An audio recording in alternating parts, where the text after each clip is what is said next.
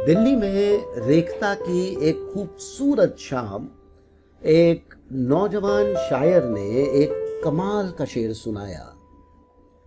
वो कुछ यूं कि मैं एक ठहरा हुआ पुल तो बहता दरिया है, तुझे मिलूंगा तो फिर टूट कर मिलूंगा मैं जानता हूं तेरी रूह की तलब जाना, तुझे बदन की तरफ से नहीं छूंगा मैं।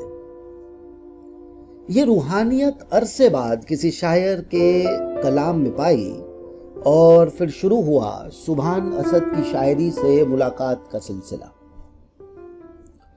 दोस्तों, लॉकडाउन राइटर और उनके दोस्त सीरीज में आज हम आपकी मुलाकात करवा रहे हैं युवा शायर सुभान असद साहब से। उत्तर प्रदेश के मुरादाबाद जिले के ठाकुरद्वारा के रहने वाले असद साहब युवा पीढ़ी के नुमाइंदा शायरों में से एक है, जो आज के दौर में भी उर्दू अदब के सलीके को पूरी नफासत के साथ निभा रहे हैं। शायरी में ठहराव और मिसरों में बेचैनी भरने की महारत इनको बाखूबी हासिल है और यही वजह है कि जिंदगी के सबसे खूबसूरत दौर में कदम रखती मिलेनियम जनरेशन में साहिब खासे पॉपुलर हैं। शायरी जज्बात और एहसासों की तर्जुमानी है।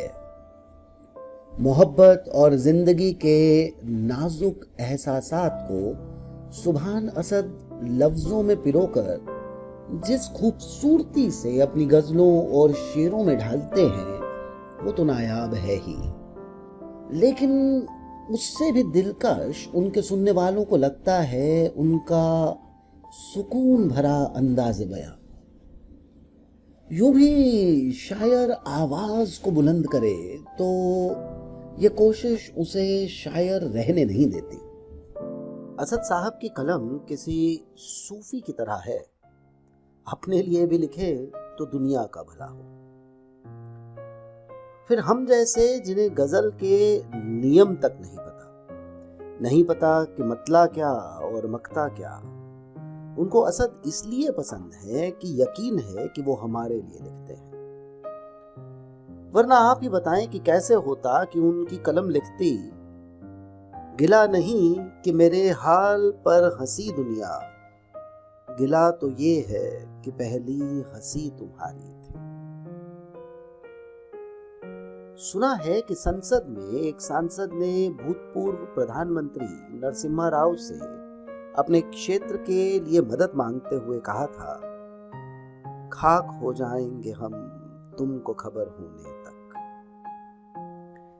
जैसे गालिब का यह शेर लोक संस्कृति में एक सूत्र वाक्य की तरह है, वैसे ही कम से कम मुझे तो लगता है कि रिश्तों की ये नाजुक डोरें तोड़ी थोड़ी जाती है। रिश्तों की यह नाजुक डोरें तोड़ी थोड़ी जाती हैं, अपनी आंखें दुखती हो तो फोड़ी थोड़ी जाती है। और सुनिए कि उनकी कलम ने मेरे लिए लिखा, जो हर मुश्किल में मैं अपने को हिम्मत देने के लिए बार बार खुद को ही सुनाता हूं कि ये कांटे, ये धूप, ये पत्थर, इनसे कैसा डरना है। ये कांटे, ये धूप, ये पत्थर, इनसे कैसा डरना है। राहें मुश्किल हो जाए तो छोड़ी थोड़ी जाती है। और फिर किसी दिन यूं ही अपने दोस्तों के साथ बैठा, ऐसे ही किसी पॉलिटिकल पॉइंट पर डिस्कशन कर रहा था कि असद याद आए और पढ़ा, एक तो जब्र है और जिल्ले इलाही ने असद। एक तो जब्र है और जिल्ले इलाही ने असद, छीन ली कुव्वते इजहार, चलो मर जाए। वक्त की धूप ने अब जाके हमें सिखलाया, वक्त की धूप ने अब जाके हमें सिखलाया, कौन सी जुल्फ घनी है, कहां साए कम है। कौन सी जुल्फ घनी है, कहाँ से आए ये कम।